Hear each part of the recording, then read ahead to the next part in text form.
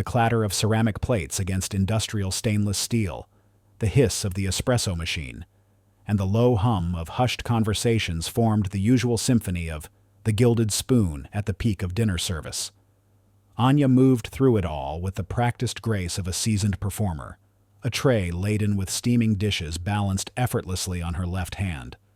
Her uniform, a crisp black dress with a pristine white apron, seemed to defy the chaos, remaining immaculate despite the flurry of activity.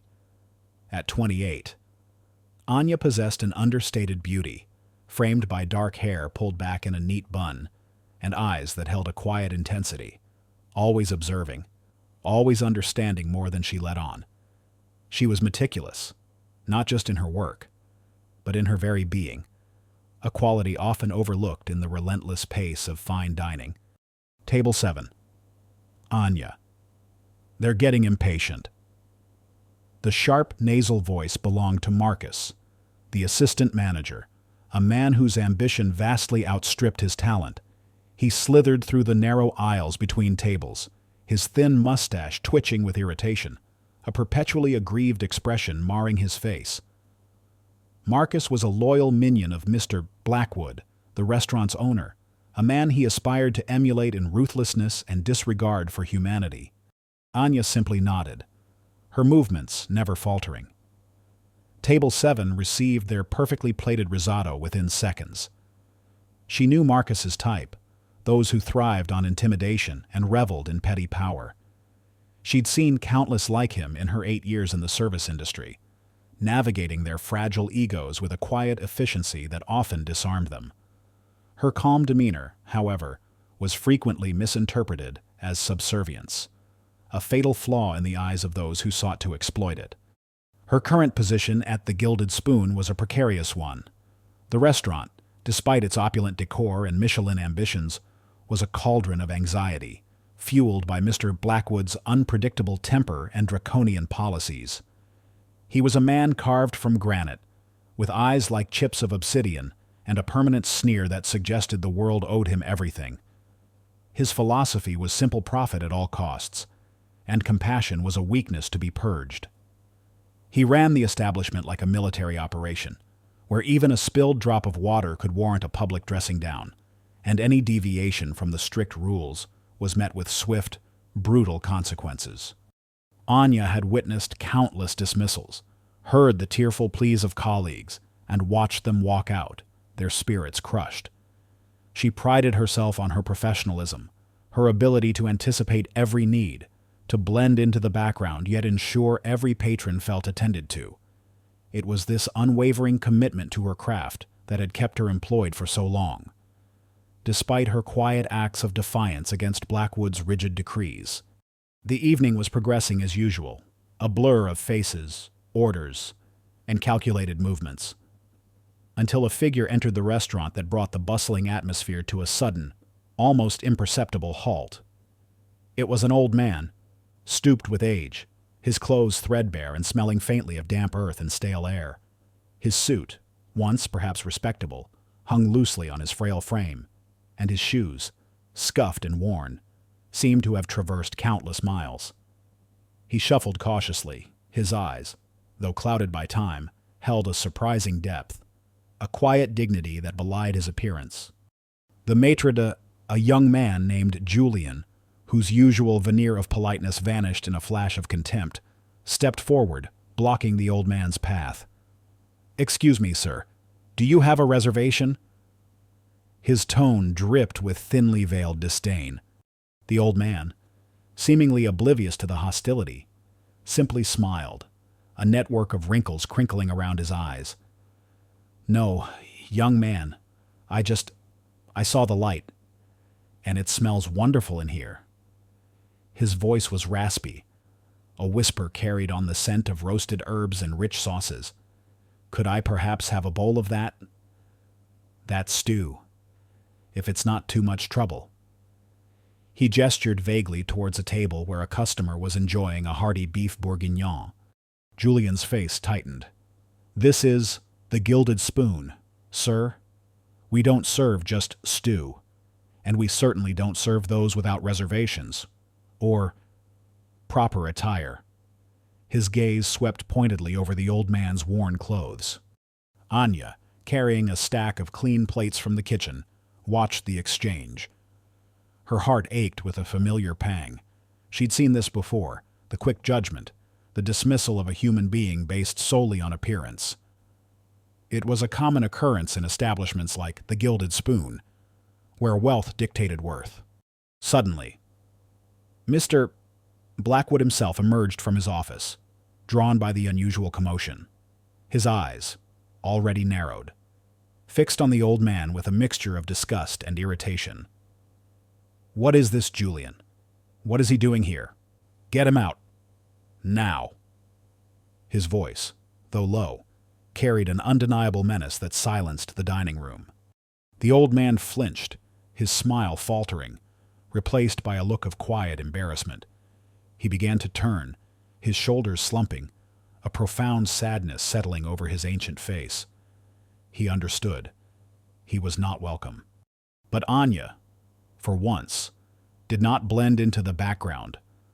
Something inside her, a fierce, unwavering commitment to human dignity, rebelled. She saw the old man's weary eyes, the silent acknowledgement of humiliation, and a decision solidified within her. It was a risky move, one that flew directly in the face of Mr. Blackwood's ironclad rules. The policy was clear. No freebies, ever. The reputation of the Gilded Spoon is paramount. We are not a soup kitchen. "Sir," Anya interjected, her voice calm but clear, cutting through the tense silence. Everyone, including Blackwood, turned to look at her. Julian's eyes widened in disbelief. "We have a table available right here." She gestured towards a small, empty table tucked away in a corner, often reserved for last-minute walk-ins. "And the beef bourguignon is exquisite tonight. It would be my pleasure to serve you." Blackwood's eyes, already narrowed, now glinted with a dangerous fury. He took a step forward, his jaw clenched. Marcus, witnessing Anya's blatant insubordination, almost purred with anticipation. The old man, however, looked at Anya, a flicker of surprise in his eyes, followed by a gentle, grateful smile. "You are very kind, young lady. I would be honored." He shuffled towards the table Anya indicated, his steps now a little firmer. Anya placed the plates down with a soft click, her hands steady despite the tremor of defiance running through her. She ignored Blackwood's burning stare, ignored Marcus's triumphant smirk. She was a professional. She would do her job. She brought the old man a glass of water, then discreetly slipped a small, folded bill from her apron pocket into her order pad. It was $20, a significant portion of her nightly tips, but it was enough to cover the bourguignon and a small dessert.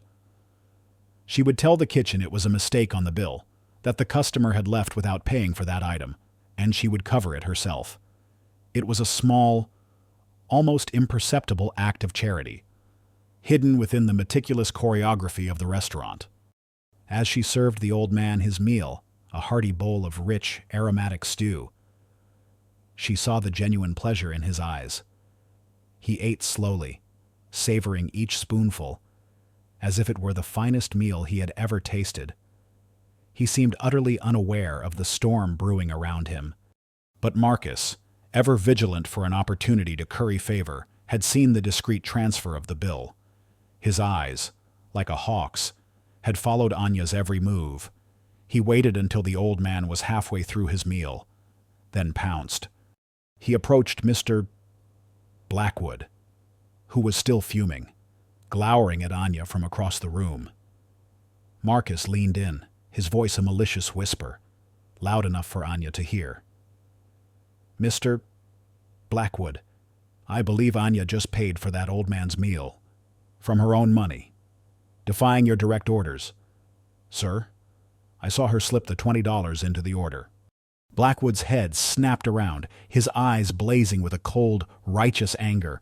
The vein in his temple throbbed. He walked purposefully towards Anya, who had just finished serving another table.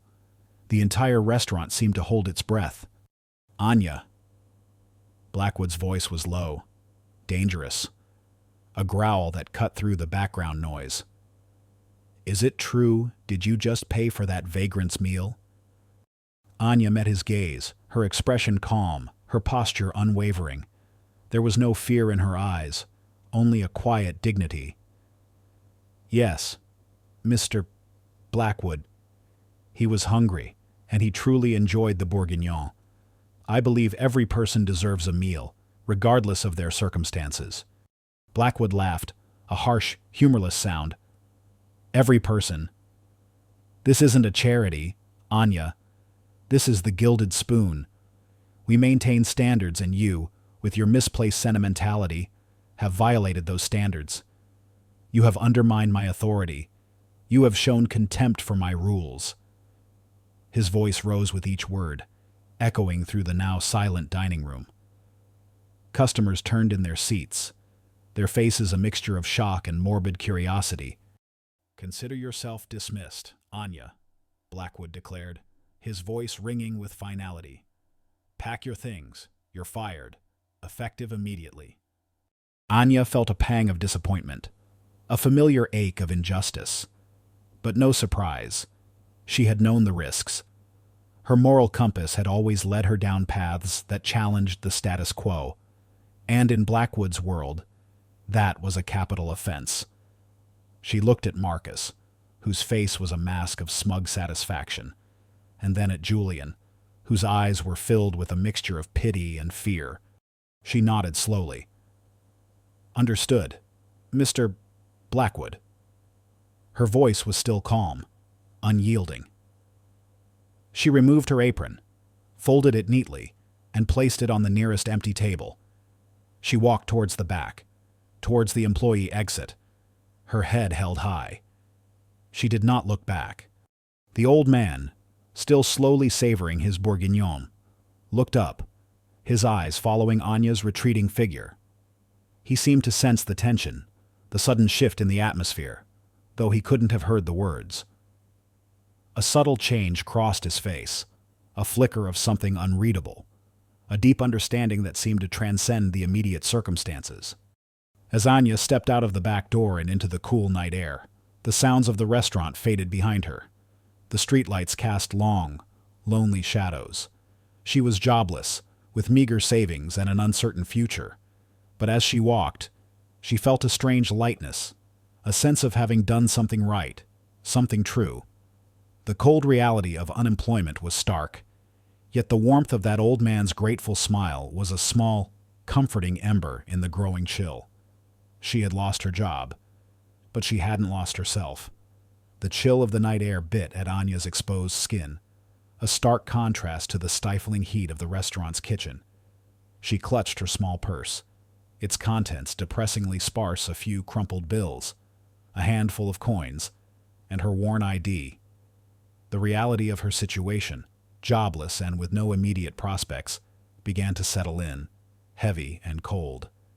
The satisfaction of her small act of defiance against Blackwood's tyranny was a fragile warmth against the looming uncertainty. She walked for a long time, the city lights blurring into streaks as her eyes teared up. Whether from the cold or from a wave of suppressed emotion, she couldn't tell. Her apartment, a tiny studio on the third floor of a walk-up building, felt less like a sanctuary and more like a cage. The familiar scent of stale instant coffee and dust motes dancing in the dim lamplight offered no comfort. She sank onto her worn sofa, the silence of the room amplifying the churning thoughts in her mind. Anya had always prided herself on her resilience. Orphaned at a young age, she had learned to rely solely on herself, navigating a world that offered few helping hands. She had worked her way up from dishwashing gigs to her coveted position at the Gilded Spoon, a job that, despite Blackwood's cruelty, had provided a steady income and a sense of purpose. Now, that was gone, sacrificed for a moment of compassion. The city, with its glittering skyscrapers and endless opportunities, suddenly felt vast and indifferent, a concrete jungle where the weak were simply trampled. The next morning, the harsh glare of the sun did little to dispel the gloom. Anya pulled out her old laptop, its screen cracked from a long-forgotten fall, and began scouring online job boards. Waitressing, hospitality, customer service. She typed in keywords with a growing sense of dread. Most high-end establishments required glowing references, something she no longer possessed after Blackwood's likely venomous remarks. The mid-tier places offered barely minimum wage, a paltry sum that wouldn't even cover her rent. Despair, a bitter, unwelcome guest, began to creep into her thoughts. She spent hours, her fingers flying across the keyboard, sending out applications into the digital abyss. Each rejection, or more often, the deafening silence, chipped away at her resolve. The sheer volume of competition, the impersonal nature of online hiring, made her feel like a tiny cog in a vast, uncaring machine. Meanwhile, across town, in a world of polished chrome and hushed luxury, Elias Thorne sat in his expansive office atop the Thorne Holdings skyscraper. The office was a minimalist masterpiece, vast windows offering a panoramic view of the sprawling city below. He was a man of immense wealth and even greater influence, yet his appearance was unassuming. Dressed in a simple, perfectly tailored gray suit, his white hair neatly combed, he looked like a kindly grandfather, but his eyes, sharp and intelligent, missed nothing. They held the wisdom of decades spent navigating the treacherous currents of global industry and the quiet sadness of someone who had seen too much of humanity's greed. He held a discreetly obtained report in his hand, a detailed account of the previous night's incident at the Gilded Spoon. It meticulously described Anya's intervention, her calm defiance, and her subsequent dismissal. Elias had a vast, intricate network of informants and observers, a necessity in a world where true character was often hidden beneath layers of pretense. He had been testing various establishments, observing how they treated those perceived as lesser. The Gilded Spoon was one such test, and Mr. Blackwood had failed spectacularly. But Anya, the young waitress, had shone brightly. Elias had observed the entire interaction through a secure, discreet feed, his face unreadable as he watched the scene unfold. He saw the genuine kindness in Anya's eyes, the quiet strength in her posture as she faced Blackwood's wrath. He saw the humility with which she served him, a man she believed to be a destitute stranger. It was not a calculated act, it was instinct, pure and unadulterated compassion. A rare gem, Elias murmured to himself, his voice a low rumble. He had witnessed countless acts of performative charity, elaborate PR stunts orchestrated by corporations to polish their image. But Anya's act was different. It was genuine, selfless, and costly.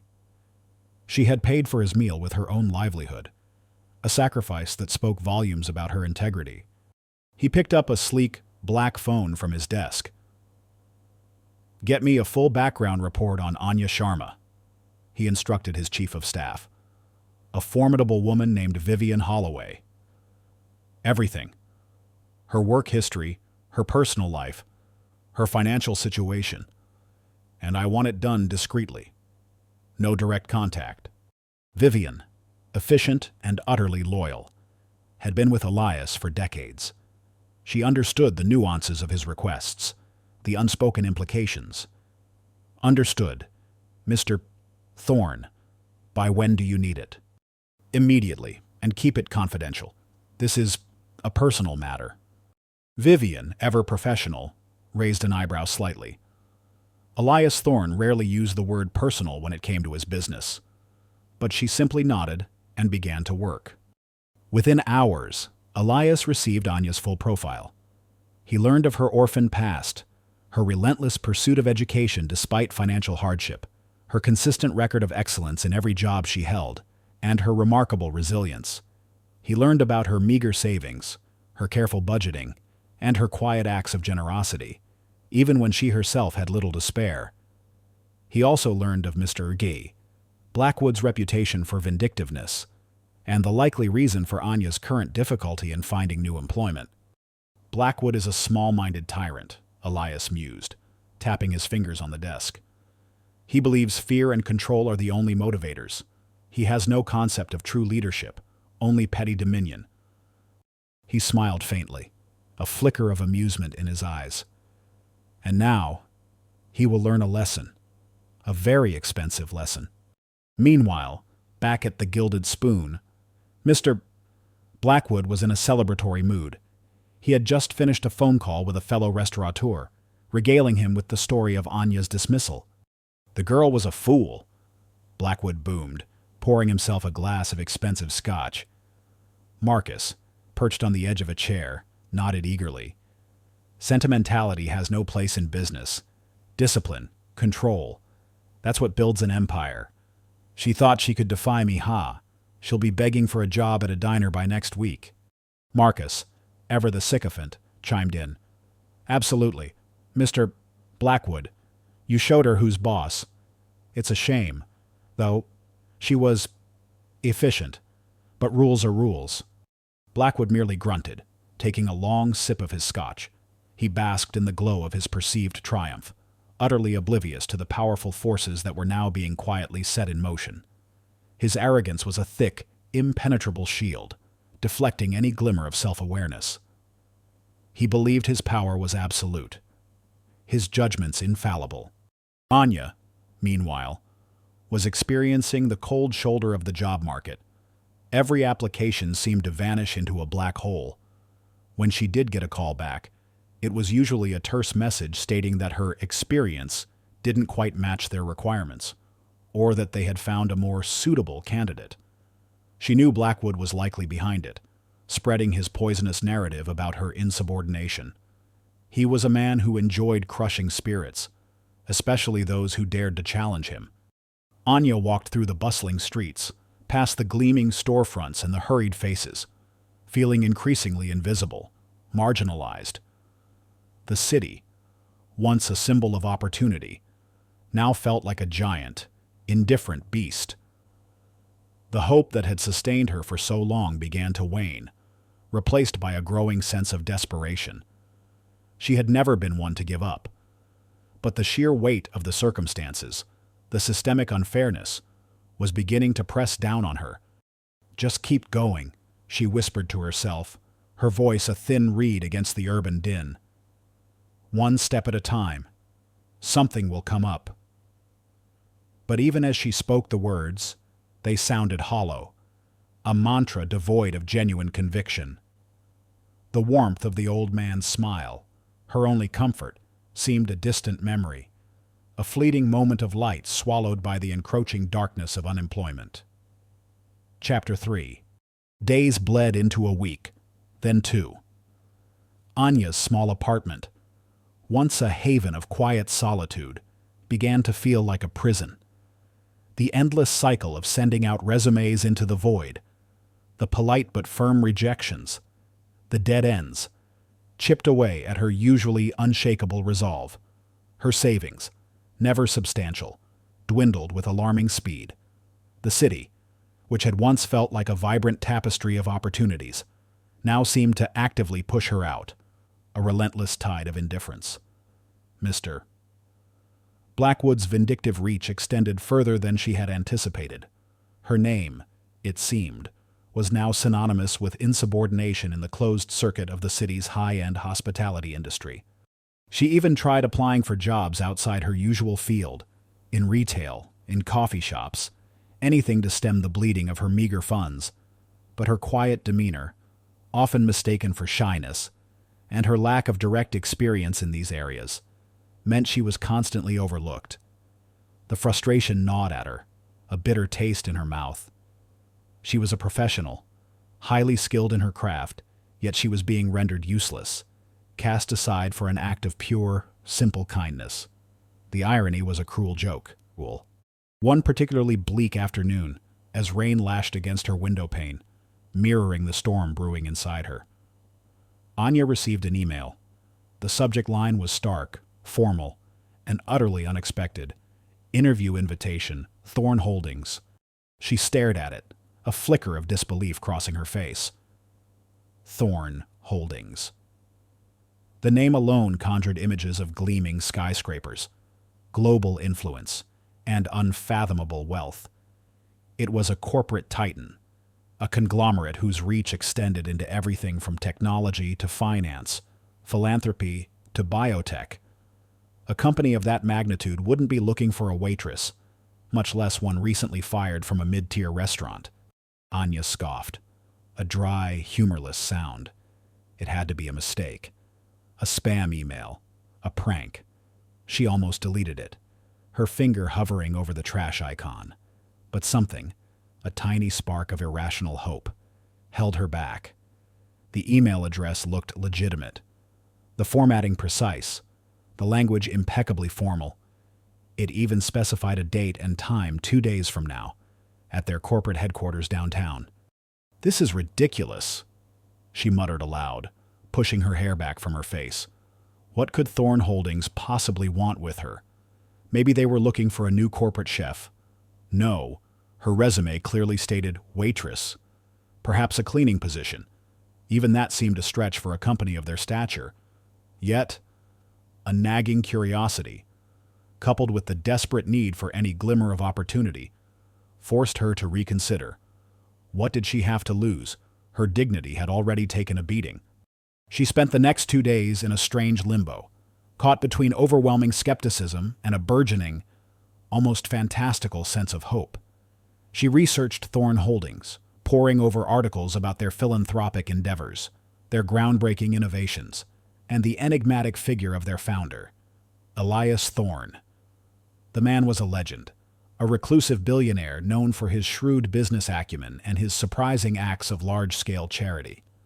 He was rarely seen in public, preferring to operate from the shadows, making his mark through vast, impactful projects rather than personal accolades.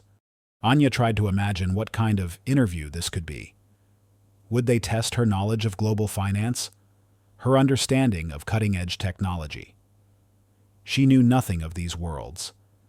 Her world was of meticulous table settings, perfect wine pairings, and the subtle art of anticipating a diner's unspoken needs. The chasm between her experience and Thorn Holdings' requirements seemed impossibly wide. On the morning of the interview, Anya meticulously prepared. She pulled out her one good suit, a simple navy ensemble she usually reserved for formal occasions. She pressed it until it was crisp, polished her shoes until they gleamed, and tied her hair back in a severe but elegant bun. She wanted to present herself with every ounce of professionalism she possessed. Regardless of the absurdity of the situation, it was a matter of pride. The Thorn Holdings skyscraper loomed over the city like a monument to ambition. Its glass facade reflected the morning sky, blindingly bright. Anya stood across the street, craning her neck, feeling impossibly small. The entrance was a dizzying expanse of polished marble and gleaming steel, guarded by stern-faced security personnel. She took a deep breath, marshaling her courage. Her heart hammered a nervous rhythm against her ribs, but her expression remained calm, betraying none of the turmoil within. She was Anya Sharma, professional. She would face this, whatever it was, with her head held high. Inside, the lobby was a cathedral of corporate power. People in expensive suits moved with an air of quiet purpose, their voices hushed, their steps echoing softly on the polished floor. The air hummed with an invisible energy, a current of ambition and success. Anya felt a prickle of intimidation, but she straightened her shoulders. She approached the reception desk, a sleek, minimalist structure of dark wood and chrome. "Good morning," Anya said to the impeccably dressed receptionist, her voice clear and steady. "I have an interview. Anya Sharma." The receptionist, a woman with perfectly coiffed hair and an unblinking gaze, typed on her keyboard. Her eyes scanned the screen, and then she looked up, a hint of surprise flickering in her otherwise impassive expression. "Ah, Ms. Sharma. Yes. Your name is indeed on the list. Please take a seat. Someone will be with you shortly." Her tone was polite, but there was an underlying current of bewilderment. Anya noticed it, a small confirmation that this indeed was unusual. Anya sat on a plush leather sofa, feeling both out of place and strangely resolute. She watched the comings and goings, the effortless grace of the executives, the focused intensity of the staff. It was a world entirely alien to her, Yet she found herself drawn to its quiet efficiency, its underlying sense of purpose. After what felt like an eternity, but was probably only 15 minutes, a woman emerged from a set of frosted glass doors. She was tall, elegantly dressed, with sharp, intelligent eyes and an aura of quiet authority. This was Vivian Holloway, Elias Thorne's chief of staff, though Anya did not know that at the time. Ms. Sharma. Vivian's voice was calm, measured, yet it carried an undeniable weight. Anya stood, her posture straight. Yes, that's me. Vivian offered a small, polite smile. Please follow me. Anya followed Vivian through a labyrinth of corridors, past offices filled with people glued to multiple computer screens, past conference rooms where hushed discussions were taking place. The air was cool and faintly scented with a clean, metallic aroma. They finally arrived at a private elevator, its interior clad in brushed steel. Vivian pressed a button marked PH for penthouse. The elevator ascended silently, the city sprawling below them like a miniature toy set. Anya felt a growing sense of surrealism. This wasn't just an interview, it was an experience. The doors opened onto a sprawling, light-filled space. It wasn't an office, not in the traditional sense. It was more like a highly functional, minimalist apartment with sweeping views of the cityscape. There were no desks piled with papers, no bustling employees, just quiet elegance. And then, Anya saw him. An old man, seated in a high-backed leather armchair, facing the vast window. His back was to her, but Anya instantly recognized the familiar stoop, the silver hair, the quiet dignity that had struck her at the Gilded Spoon. It was the old man, Elias Thorne. A wave of understanding, a sudden, powerful realization, washed over Anya. The email, the strange invitation, the unconventional approach, it all clicked into place. This wasn't a mistake. This was because of him. Elias Thorne slowly turned his chair, a gentle smile gracing his lips.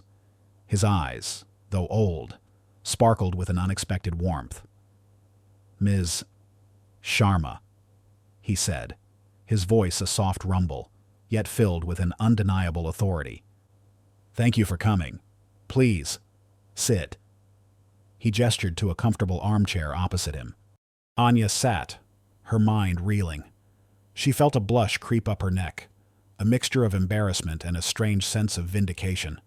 She was speechless. I believe we've met. Elias continued, his smile widening.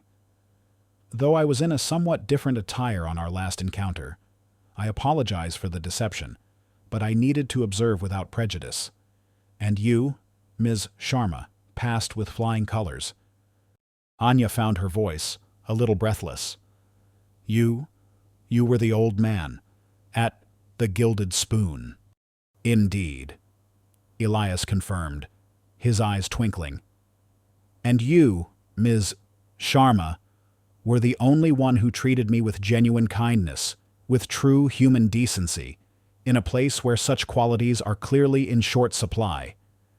His gaze hardened slightly when he spoke of the Gilded Spoon. You risked your livelihood for a stranger. That speaks volumes about your character.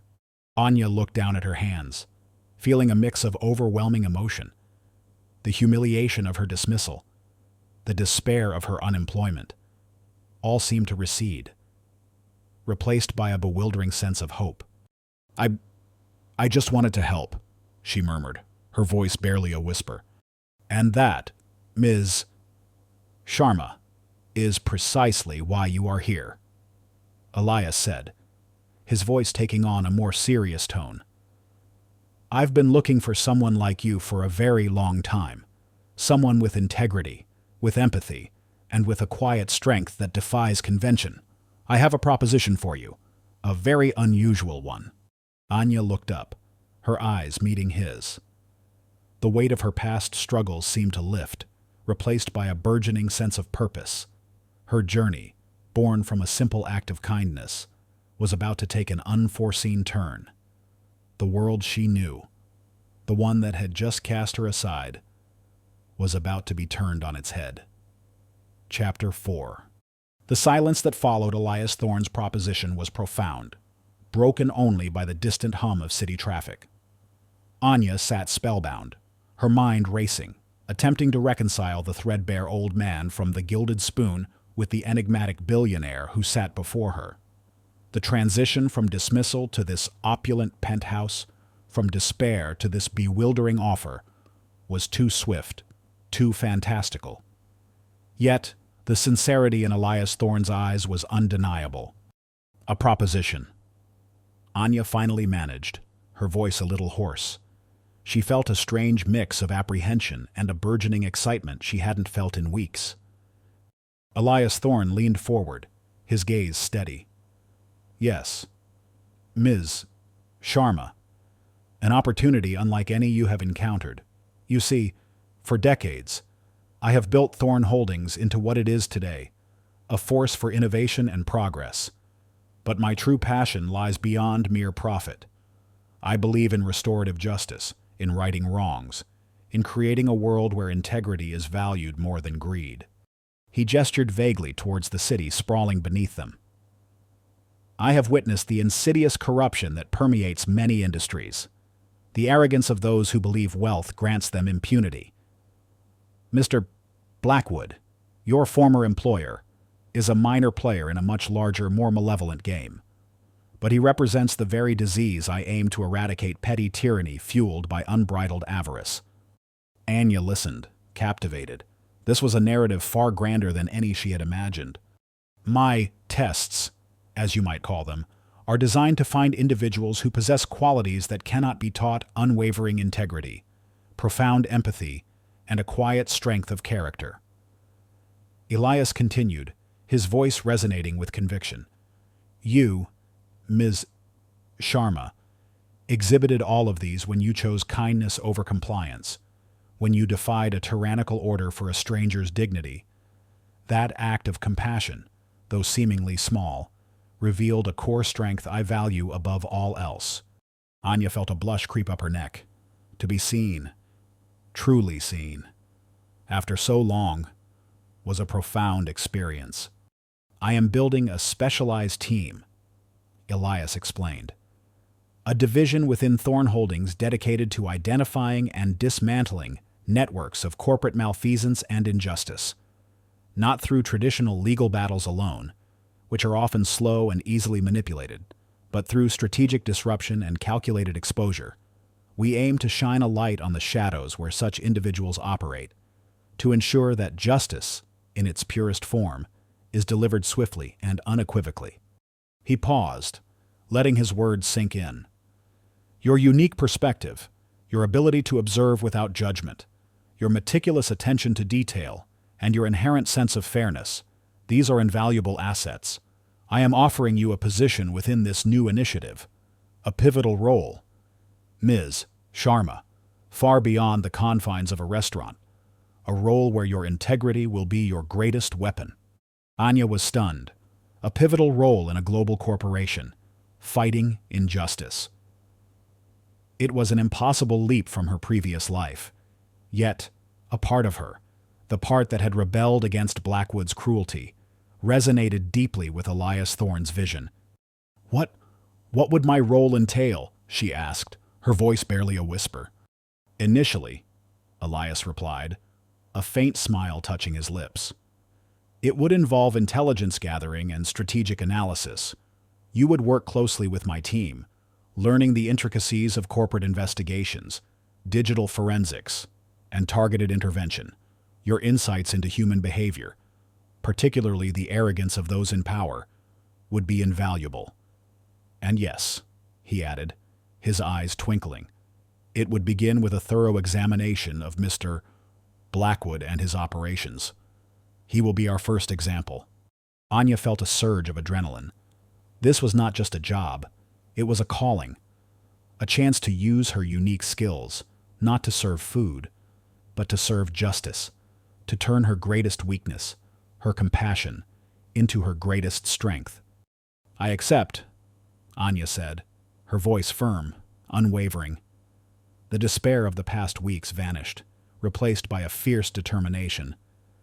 Elias Thorne smiled, a genuine, warm smile that transformed his austere features. "Excellent, Ms. Sharma. Welcome to Thorne Holdings." Over the next few days, Anya was immersed in a whirlwind of introductions and information. She met Vivian Holloway, Elias Thorne's chief of staff, a woman of formidable intellect and quiet efficiency. Vivian, initially reserved, gradually warmed to Anya, recognizing her innate capabilities. Anya also met David Chen, Thorne Holdings' lead investigator, a former intelligence operative with a keen analytical mind and a dry wit. They began Anya's training with a series of unconventional tests, all orchestrated by Elias Thorne, who observed her from afar, much as he had done at the Gilded Spoon. These were not tests of technical skills, but of character, resilience, and problem-solving under pressure. One test involved a complex digital puzzle, presented as a seemingly random assortment of code. Anya, with no prior coding experience, approached it methodically, applying the same meticulous attention to detail she used in her waitressing. She didn't panic. She didn't rush. She broke it down into smaller, manageable parts, using her intuition to identify patterns and subtle connections. While she didn't solve the code in the traditional sense, she identified critical anomalies and potential vulnerabilities, surprising even David Chen, who had expected her to fail. Another test involved a simulated crisis scenario, a high-pressure negotiation, where Anya was presented with deliberately misleading information and aggressive counterparts. Her task was not to win the negotiation, but to identify the truth amidst the deception. Anya, drawing on her years of observing human behavior in high-stakes environments, saw through the bluster and uncovered the hidden agenda, demonstrating a shrewd understanding of manipulation and a calm ability to navigate emotional minefields. Her empathetic nature allowed her to discern the true motivations behind the aggressive tactics, while her integrity prevented her from succumbing to the pressure to compromise her values. Through it all, Anya maintained her composure, her quiet strength shining through. She approached each challenge with a focused intensity, never losing sight of the underlying principles Elias Thorne had outlined. She wasn't just performing tasks, she was learning a new way of seeing the world, of understanding power, and of fighting for justice. She surprised herself with her capacity for strategic thinking, her ability to connect seemingly disparate pieces of information, and her natural inclination to seek the truth, no matter how obscured. Elias Thorne, observing from his penthouse office via discreet cameras, nodded in satisfaction. Anya was proving to be even more valuable than he had anticipated. Her lack of conventional corporate training was an advantage. She brought a fresh, uncorrupted perspective, unburdened by the cynicism and ingrained biases of the corporate world. He saw in her the raw, untapped potential for a truly formidable strategic mind. Meanwhile, Mr. Blackwood remained blissfully unaware of the storm brewing on his horizon. He reveled in Anya's dismissal, convinced he had taught her a valuable lesson. His restaurant continued its bustling operations, albeit with a nervous undertone, as the remaining staff walked on eggshells, terrified of incurring his wrath. That Anya, she thought she was so clever. Blackwood sneered to Marcus one evening, as they reviewed the week's profits. Paying for that old man's meal. Disgraceful. She'll never work in a decent place again. Good riddance to bad rubbish. Marcus nodded vigorously, ever the eager sycophant. Indeed, Mr. Blackwood, her sentimentality was a liability. Your decision was absolutely correct. The staff are more disciplined now. They understand the consequences of insubordination. Blackwood puffed out his chest, a self-satisfied smirk on his face. He believed he had asserted his dominance, reinforced his iron grip on his empire. He saw Anya's downfall as a testament to his infallible judgment, a clear demonstration of the superiority of his ruthless methods.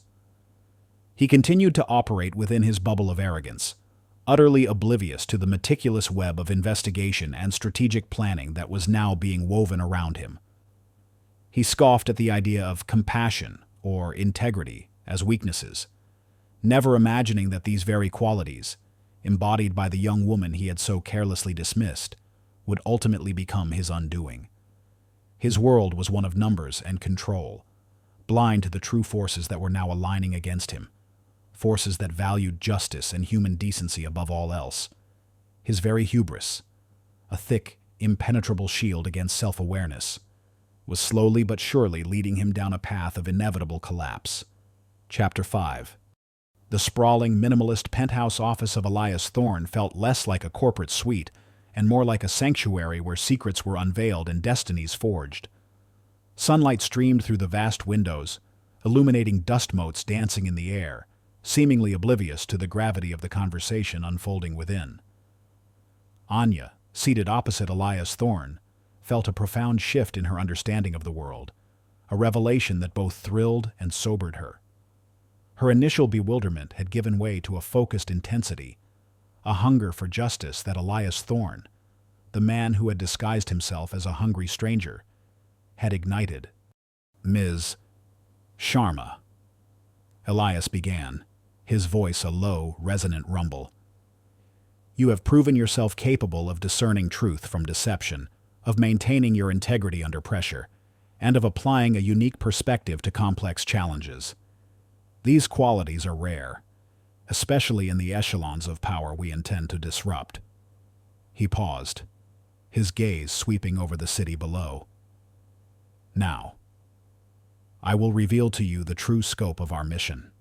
Anya leaned forward, her eyes fixed on him, absorbing every word.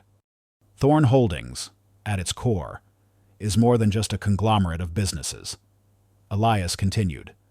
"It is a vehicle for a singular, overarching purpose to restore balance where injustice has taken root. For years, I have witnessed the unchecked avarice and systemic corruption that plagues various industries. Individuals like Mr. Blackwood, though seemingly insignificant, are symptoms of a much deeper malaise. They operate with impunity, believing their wealth and influence render them untouchable, often protected by a network of equally unscrupulous figures." He turned his gaze back to Anya, his eyes sharp and unwavering. "My team and I have been systematically identifying these networks. We call them the Shadow Syndicate, a loose but formidable alliance of corrupt entities that manipulate markets, exploit vulnerable populations, and actively suppress any challenge to their illicit operations. They thrive in the dark, using legal loopholes and unethical practices to accumulate vast power and wealth." Anya felt a chill ripple down her spine. This was far beyond a simple act of kindness or a restaurant's petty tyranny. This was a war. "Mr. Blackwood," Elias stated, his voice devoid of emotion, "is a small but integral cog in one of these smaller, localized operations. He is a man who epitomizes the very arrogance and moral decay we seek to dismantle. His restaurant, the Gilded Spoon, has been used, perhaps unknowingly by some, as a front for various illicit activities, including money laundering and discreet meetings for other members of the Shadow Syndicate. His disdain for human decency, exemplified by his treatment of you and others, is merely a reflection of the larger rot within his network." Anya's mind reeled. Money laundering, illicit meetings. The Gilded Spoon, a place she had served in for years, was a front. The meticulously arranged tables, the gleaming silverware, the exquisite cuisine, all a facade for something far more sinister. The quiet tension she had always felt in the restaurant, the unnerving intensity of certain patrons, now made chilling sense. "My goal is not merely to punish these individuals," Elias clarified, his voice growing more resolute. "It is to disrupt their operations, expose their networks, and dismantle their influence entirely. We aim to create systemic change, not just isolated victories. And for this, we need someone who understands the subtle nuances of human behavior, someone who can infiltrate and analyze from a unique perspective, someone who sees the truth beneath the polished veneer." He paused, a profound seriousness settling over his features. "That, Ms. Sharma, is where you come in. Your background, your natural empathy, your meticulous observational skills honed from years in the service industry, and above all, your unblemished integrity. These are precisely the tools we need. You see the subtle tells, the unspoken tensions, the hidden currents in human interaction that most highly trained investigators often miss, because they are looking for grand conspiracies, not the small, telltale details. Anya felt a surge of understanding. Her years of watching, listening, and anticipating needs in a high-stakes environment had inadvertently trained her for something far greater. She had a unique perspective, an insider's view of the human condition, particularly the arrogance and vulnerability of those who believe they are above scrutiny. "I am offering you a pivotal role in this initiative," Elias stated, his gaze piercing. "You would be part of a highly specialized team, operating directly under my guidance. Your primary task will be to gather intelligence, analyze the intricate web of connections, and help devise strategies for surgical intervention and public exposure. This is a fight for justice, Ms. Sharma, a fight against the very forces that have cast you aside for your compassion. And it begins with Mr. Blackwood. He will be the first domino." The weight of the proposition settled on Anya. It was immense, a responsibility that dwarfed anything she had ever known. Yet, there was no fear, only a deep sense of purpose. Her unjust dismissal, the despair of unemployment, the humiliation she had endured, all of it now seemed like a strange, painful preparation for this moment. This was not about revenge. It was about redemption and systemic change. "What are the risks?" Anya asked, her voice steady, despite the tremor in her heart. She was a realist. She knew such battles were never without peril. Elias's expression remained unreadable. "Considerable. Those we oppose are powerful, ruthless, and deeply entrenched. They will stop at nothing to protect their interests. You will be operating in the shadows, often unseen, unheard. But you will have the full resources of Thorn Holdings behind you, and my unwavering protection." Anya looked out at the city, the bustling life below, the countless individuals going about their daily lives, unaware of the hidden currents of corruption that shaped their world. She thought of the old man she had served, the look of quiet dignity in his eyes, and the satisfaction of knowing she had brought him a moment of peace. That small act of kindness, deemed a weakness by Blackwood, was now the very foundation of her strength. "I accept Mr. Thorn," Anya said, her voice clear and resonant. "I will do whatever it takes to bring these people to justice." Elias Thorn smiled, a genuine, profound smile that conveyed a deep sense of satisfaction. "Welcome aboard. Anya, this is just the beginning."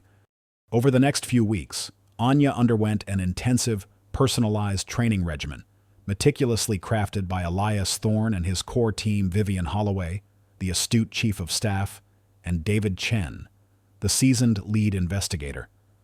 She learned about digital surveillance, how to analyze complex financial transactions, the art of discreet infiltration, and the subtle psychology of corporate manipulation. Her innate observational skills, honed from years of reading subtle cues in crowded restaurants, proved invaluable. She picked up on nuances that even seasoned professionals often missed, an almost intuitive understanding of human nature. Vivian, initially formal, gradually revealed a dry wit and a deep respect for Anya's unique abilities. She became a mentor, guiding Anya through the labyrinthine world of corporate intelligence. David Chen, initially skeptical of Anya's background, was quickly impressed by her calm under pressure and her meticulous approach to data analysis. He taught her the technical aspects of evidence gathering, from secure communications to forensic accounting. Anya, with her sharp mind and unwavering focus, absorbed everything, her determination fueled by the injustice she had witnessed. Their initial focus was, as promised, Mr. Blackwood and the Gilded Spoon. Anya, with her intimate knowledge of the restaurant's operations, its staff, and its clientele, provided invaluable insights. She pointed out unusual patterns in reservations, specific tables where hushed, intense conversations often took place, and the suspicious frequency of certain private deliveries. David Chen used this information to initiate covert digital surveillance, tracking Blackwood's financial transactions and communication logs. They uncovered disturbing patterns: large, unexplained cash deposits, transfers to offshore accounts, and encrypted communications with individuals and shell companies linked to a larger network of questionable businesses. The Gilded Spoon was not just a front for money laundering, it was a hub for illicit dealings, a meeting point for mid-level operatives of the Shadow Syndicate, hidden in plain sight. Blackwood's arrogance, his belief that his opulence would deter suspicion, had made him sloppy. Meanwhile, Mr. Blackwood, completely unaware of the meticulous investigation underway, continued to revel in his imagined triumph. He had successfully blacklisted Anya from most respectable establishments in the city, and he often gloated about it to Marcus. "That girl, Anya, what a fool," Blackwood would often remark, puffing on an expensive cigar. "Believed in kindness. Ha, look where it got her. Probably flipping burgers in some greasy diner now. While I, Mr. Blackwood, continue to expand my empire." Marcus would nod obsequiously, reinforcing Blackwood's inflated ego. "Absolutely, Mr. Blackwood. Your methods are infallible. Toughness and discipline. That's the only way to succeed in this business." Blackwood's arrogance was a thick, impenetrable wall. He saw the world through the narrow lens of his own self-importance, convinced that anyone who challenged him was simply foolish, a minor inconvenience to be crushed. He believed his power was absolute, his influence unassailable.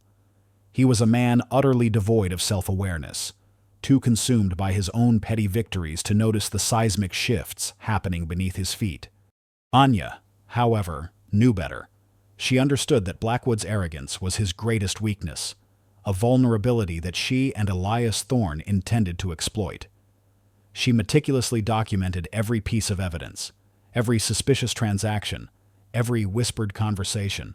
Her former workplace, once a source of her despair, was now the fertile ground for her strategic counterattack.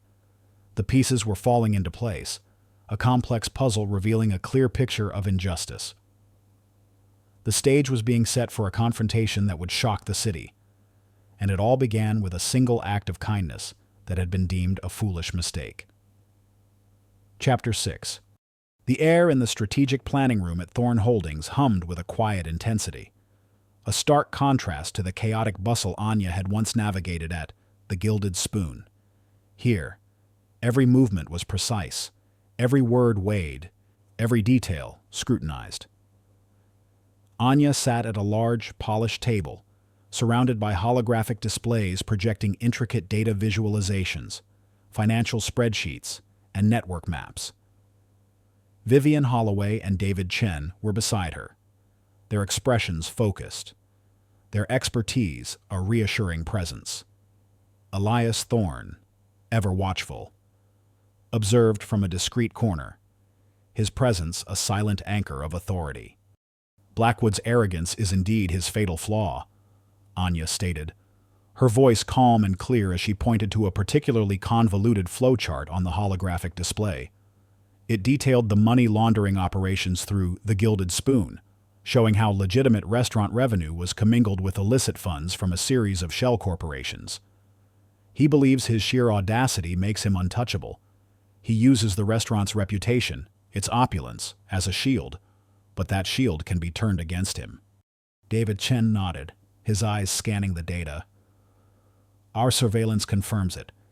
He's been increasingly sloppy, less cautious. The volume of illicit transactions has spiked in the last quarter, likely due to pressure from the higher echelons of the Shadow Syndicate. He's overconfident, and he's stretching himself thin. His vulnerability lies in his public image." Vivian Holloway added, her voice precise. "He prides himself on the Gilded Spoon's exclusivity, its unblemished reputation. If that image is shattered, if his establishment is publicly exposed as a hub of corruption, he loses his shield, and without that shield, he becomes a liability to his benefactors within the syndicate." Anya had spent weeks meticulously analyzing every scrap of information: financial records, surveillance footage, communication intercepts, even the subtle behavioral patterns of Blackwood and his inner circle. Her intimate knowledge of the Gilded Spoon was proving invaluable. She knew the rhythm of the restaurant, the habits of the staff, the preferred tables of Blackwood's most secretive contacts. She even remembered the distinct scent of expensive cologne worn by certain patrons, a detail that David Chen had used to cross-reference with passenger manifests of private jets. "My proposal," Anya began, her gaze sweeping over the faces of her team, "is a simultaneous two-pronged attack. First, a digital exposé of Blackwood's financial malfeasance, backed by irrefutable evidence. This would be a targeted leak, designed to hit key financial regulators and investigative journalists simultaneously. Second, a public, physical disruption at the restaurant itself, at the moment of peak visibility." Vivian raised an eyebrow, intrigued. "A physical disruption. What precisely do you have in mind?" Anya leaned forward, her voice dropping slightly, laced with a strategic coolness. Blackwood's arrogance has always led him to make a spectacle of himself. He loves grand gestures, public displays of his success. He's planning a major charity gala next week. Isn't he a high-profile event, attended by influential figures, designed to boost his image and, no doubt, launder more funds through legitimate donations? David Chen pulled up the details of the gala on a holographic screen. "Indeed, it's the Gilded Spoon's 10-year anniversary. A lavish affair, exclusive guest list." "Perfect," Anya said, a faint, almost imperceptible smile touching her lips. "We hit him where it hurts most, his pride, his reputation, and his wallet, all at once. The digital exposé goes live moments before the gala reaches its climax, but the physical disruption needs to be symbolic, powerful, and utterly unforgettable. Something that shatters his carefully constructed illusion of legitimacy." Elias Thorne, from his corner, spoke for the first time, his voice a quiet endorsement. "Tell us, Anya, what do you propose?" Anya's eyes held a glint of steel. "We deliver justice to his doorstep, quite literally. When the digital exposé breaks and the media storm begins, we ensure a physical manifestation of his downfall. We flood his restaurant, not with angry protesters, but with a symbolic display of the consequences of his actions, a stark visual representation of his imminent collapse." The intricacies of the plan were meticulously laid out over the next few days. David Chen's team worked tirelessly to prepare the digital package, a dossier of incriminating evidence so comprehensive that it would be impossible for Blackwood or the Shadow Syndicate to refute. It included encrypted communications, audited financial discrepancies, and even a confession from a disgruntled former employee who had witnessed some of Blackwood's more blatant illicit transactions. Anya, using her deep understanding of Blackwood's psychological vulnerabilities, fine-tuned the timing and nature of the public disruption. She knew Blackwood prized appearance and status above all else. His humiliation had to be public, undeniable, and utterly deflating. The key is the element of surprise and the overwhelming nature of the evidence, Anya explained. He's prepared for a legal battle, perhaps even a protest, but he won't be prepared for a complete collapse of his carefully constructed reality, unfolding in front of his most influential guests. Meanwhile, Mr. Blackwood remained oblivious, his arrogance a thick, impenetrable shield against any premonition of disaster. He was consumed by the preparations for the anniversary gala, micromanaging every detail, from the floral arrangements to the seating charts, ensuring every aspect projected an image of unparalleled success and sophistication. He barked orders at Marcus, who, despite his usual servility, was beginning to feel the strain of Blackwood's increasingly volatile temper. Everything must be perfect. "Marcus," Blackwood roared one afternoon, throwing a napkin across the table. "This gala will solidify the Gilded Spoon's place at the pinnacle of this city's elite, and that little waitress, Anya. She'll be reading about it in some tabloid, weeping into her cheap coffee." Marcus, ever the eager sycophant, chuckled nervously. "Of course, Mr. Blackwood. It will be glorious, a true testament to your vision." Blackwood's confidence bordered on delusion. He saw himself as an unassailable titan, his wealth and connections providing an impenetrable fortress. He had long dismissed Anya as a sentimental fool, a minor inconvenience quickly dispatched. The idea that she, or anyone connected to her, could orchestrate his downfall was simply unthinkable. His disdain for her compassion blinded him to her strategic mind, her meticulous planning, and the powerful forces now aligned against him. He was so busy admiring his own reflection that he failed to see the approaching storm. The night before the gala, Anya sat with Elias Thorne in his penthouse. The city lights twinkled like scattered diamonds below. The weight of the impending confrontation was palpable, but Anya felt a calm resolve. She had come a long way from the quiet waitress paying for a stranger's meal. She was now a key player in a high-stakes game, fighting for a justice that transcended personal grievances. "Are you ready, Anya?" Elias asked, his voice soft. Anya met his gaze, her eyes steady. "I am." "He underestimated me. Mr. Thorne. He underestimated the power of what he called sentimentality. He will learn that compassion is not a weakness, but a catalyst for change." Elias nodded slowly, a profound respect in his eyes. "Indeed. Tomorrow, the true meaning of the gilded spoon will be revealed, and justice will be served, in a manner that will shock the entire city." The final pieces of the plan were in place. The network of digital activists stood ready to launch the exposé. David Chen's team was positioned for remote activation, and the symbolic physical manifestation was meticulously prepared, ready to be unleashed at the precise moment of maximum impact.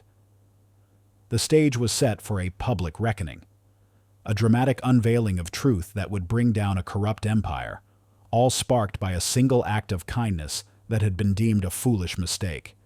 The calm before the storm was almost deafening. Chapter 7.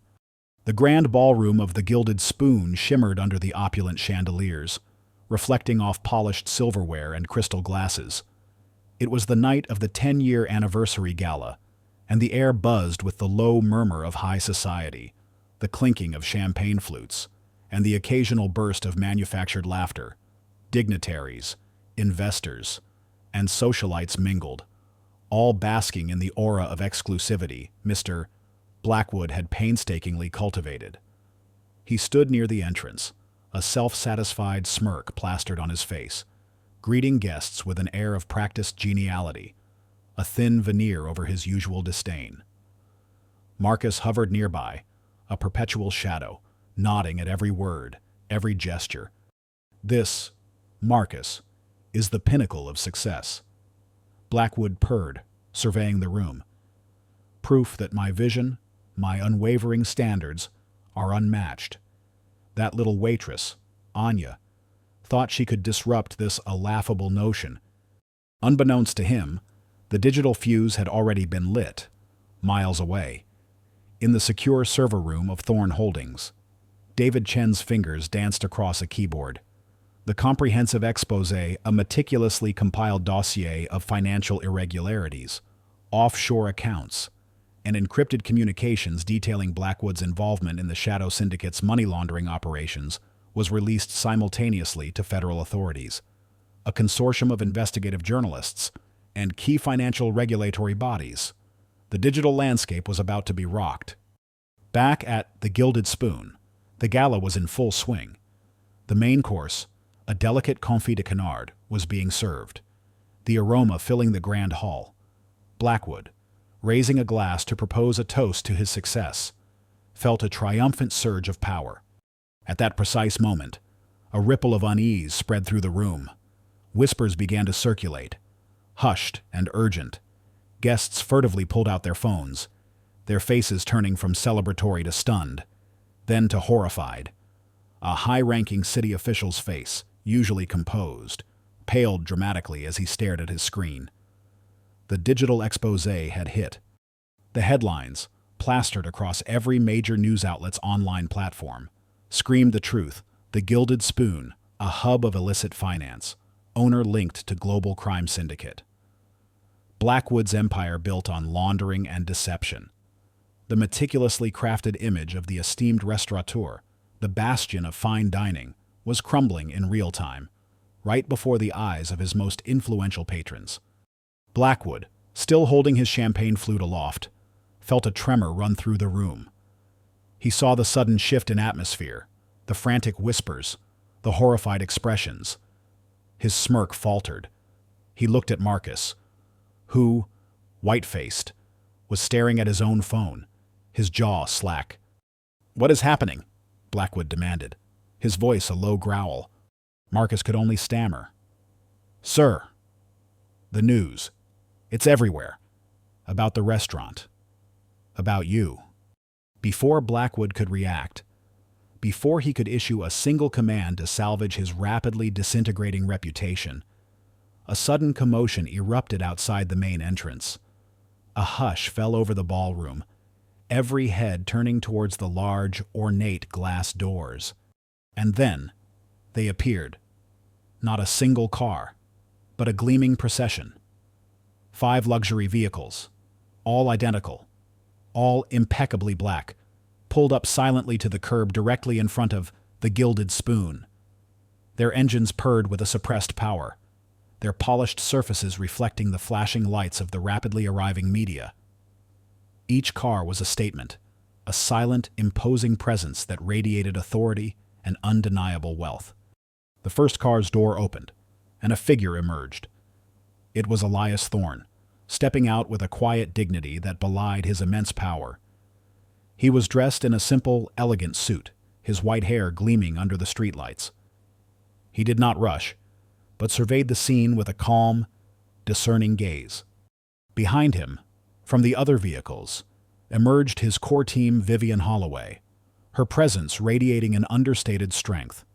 David Chen, his face a mask of quiet satisfaction, and then, in a moment that sent a shockwave through the stunned onlookers, Anya. She stepped out of the last car, not in a server's uniform, but in a tailored dark suit that exuded quiet confidence. Her hair was pulled back elegantly, her posture impeccable. She held herself with an air of poised authority. Her eyes, once filled with a quiet humility, now held a piercing clarity. She was not a victim. She was a force. The sight of Anya, the fired waitress, arriving in such a display of power, accompanied by the legendary Elias Thorne, sent a collective gasp through the ballroom. The whispers escalated into outright murmurs of disbelief. Julian, the maitre d', stood frozen, his eyes wide with shock. Other staff members exchanged bewildered glances. Blackwood stared, his face slowly turning crimson, then a ghastly shade of white.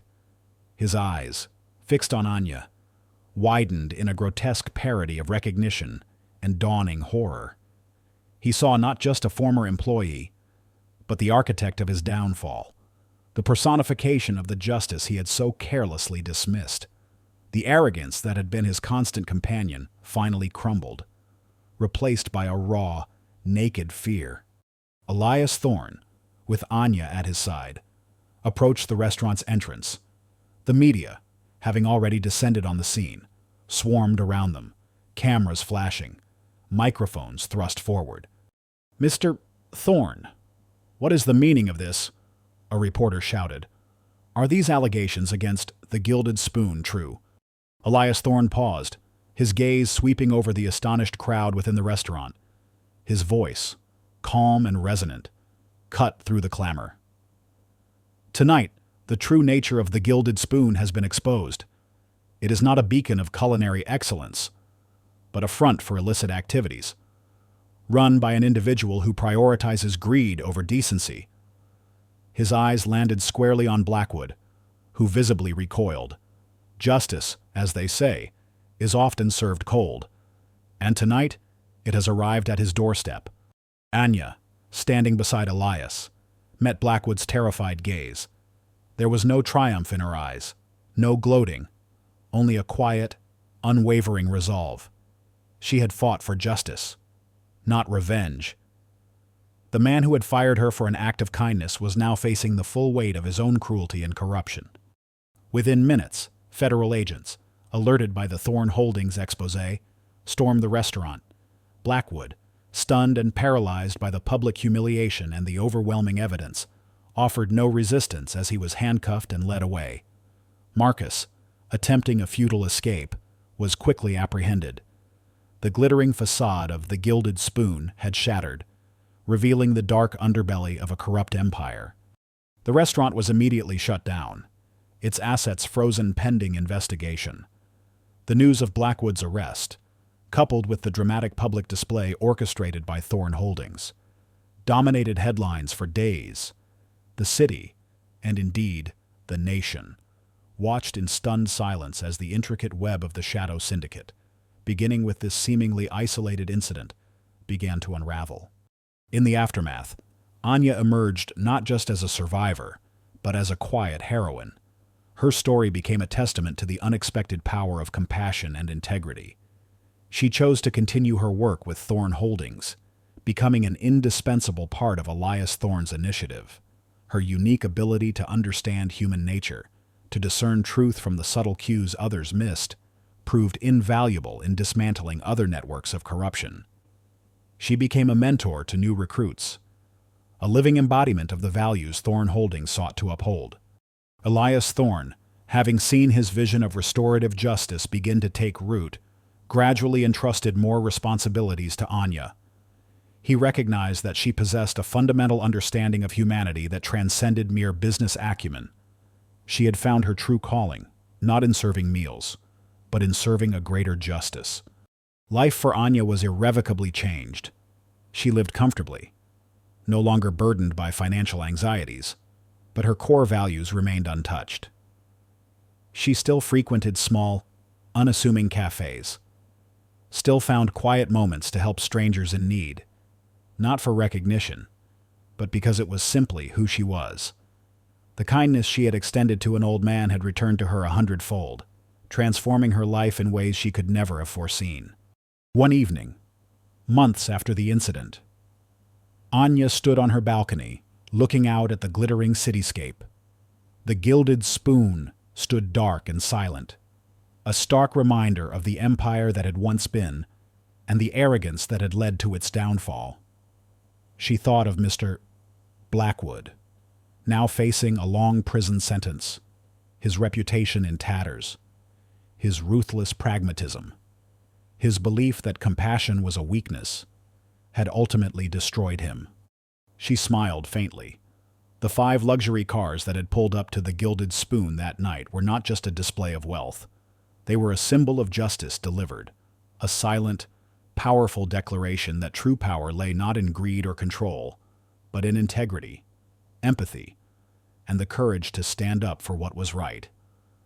And it all began with a simple act of kindness, a humble waitress paying for an old man's meal, a selfless gesture that had shocked a restaurant and ultimately changed a city.